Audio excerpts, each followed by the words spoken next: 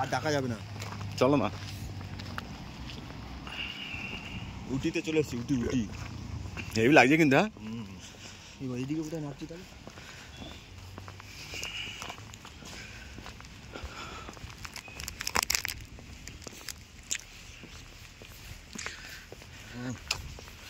ঘন কুয়াশায় ঢেকে গেল।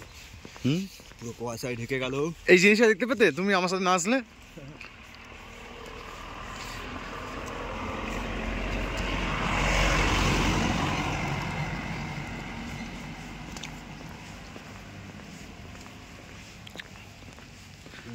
বাড়ি